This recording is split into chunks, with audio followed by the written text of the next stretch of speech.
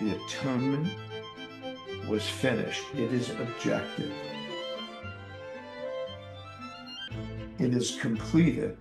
Now, here's the problem. It has to be apprehended. It has to be subjective to you. And this is where those who are listening today and those that believe along the lines of the Reformation will come unglued. Read something to you.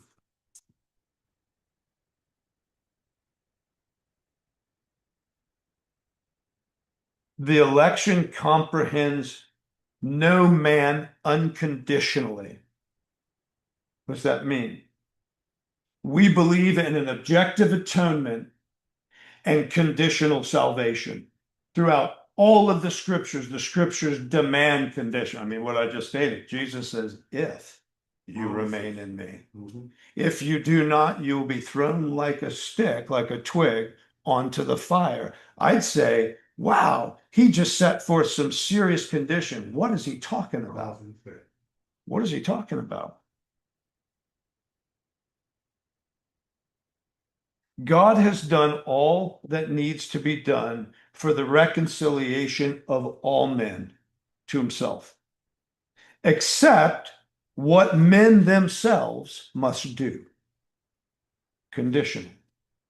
Thus, the gracious provision for the reconciliation of all men is limited in its application by one factor alone: your personal response. That's what, listen, I'm dunning you with theology today because I'm going to lay a foundation of why it's so important.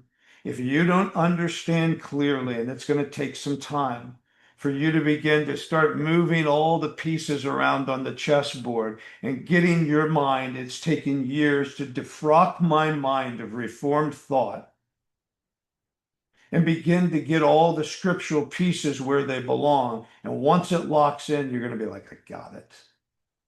And you're going to enter into Jesus Christ, and you're going to get in trouble there a little bit. You're going to blow out, and you're going to come back, and you may blow out again, and you're going to come back, and you say, well, I found my place in Jesus. I'm telling you my experience. Maybe you won't blow out as many times as I've. But if it is, okay, just go back. Just go back. So, the only thing that limits the application of the atonement to men is women's personal response to Jesus Christ. Here's Meyer, who again was he wrote the critical and exegetical handbook of the epistles. He was very reformed, but he says it applies. These are the guys that separated from Calvin. Many of the Reformed theologians downstream separated in his thoughts. It applies to and why am I sharing this? Why am I reading it to you? It's because I want you to see, I didn't just make this up. There are people throughout the ages, men more intelligent than myself, more studied than myself, theologians that gave their whole life 50, 60 years to say this, and not to mention they were grammarians in the Greek and Hebrew. But this is what you need to hear what they're saying. You need to hear what Lou and Knight have to say. You need to hear what other exegetical doctors were saying. It applies to the whole human race. The reconciliation of all men took place, here he nails it, objectively. The atonement is objective. It is finished. The argument that an Arminianist doesn't have a finished work because Arminian, this was the argument, this is the Council of Dort, this was the where the remonstrance, if you've heard of that term, Jacobus Arminius had already died. The people that followed his school of thought were called the remonstrants. And what they were doing is they were remonstrating. Really, it was Catholic theology that had come into the church in the Netherlands. This is where you get your Dutch Reform.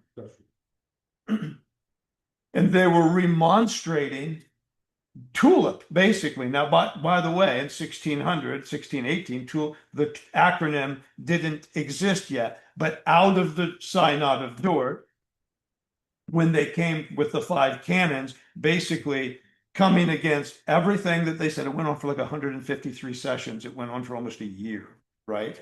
Arguing the case of unconditional election, particular atonement, irresistible grace, total depravity. I mean, these are the things, total depravity. We want to talk about faith today. We're trying to get to that. But I can't get there until you see what all the arguments have been and why you've been taught that your faith, I'm going to give the key. Paul's central teaching of his letters was that faith, biblical faith, not faith in error, not faith in a system, but biblical faith in Jesus Christ actually separates you from sin. So faith is the separator. That's why he says it's from faith to faith. It's literally stated in the present tense in the Greek, meaning durative. It's continual faith with no break whatsoever. Jesus saying, remain in me. What is Jesus saying? Has anybody ever told you? He's saying, remain in the atonement. I am atonement.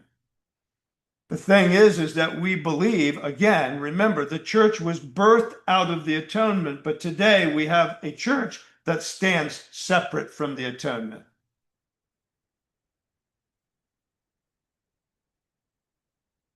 We have a church that teaches today that you can receive all of the blessing of meeting the standard of faith and purpose for God, and I want to share that in Matthew in a second, and have all the blessings of it without actually keeping the standard.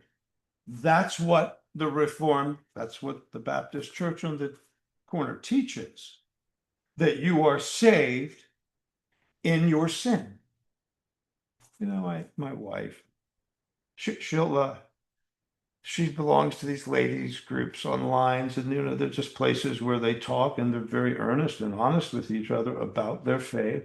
And in one instance, you have this person who's writing whatever they're writing, but they're very concerned about their sin. And within like 5 minutes, you have 25 people answering that person. Just trust in the finished work of Christ. It doesn't matter. That is not the biblical answer. That has never been the answer of the church. It wasn't the answer of the church in the New Testament. Peter, when he preaches on the day of Pentecost, Peter says the people are cut to their heart, and they, oh my God, what should we do? What did Peter say? Oh, don't worry about it. Jesus got you covered. He didn't say that. What did John say? John said, repent, make restitution, give back what you've stolen. That's the biblical answer. When someone says, I'm concerned about my sin, you have to do something about it.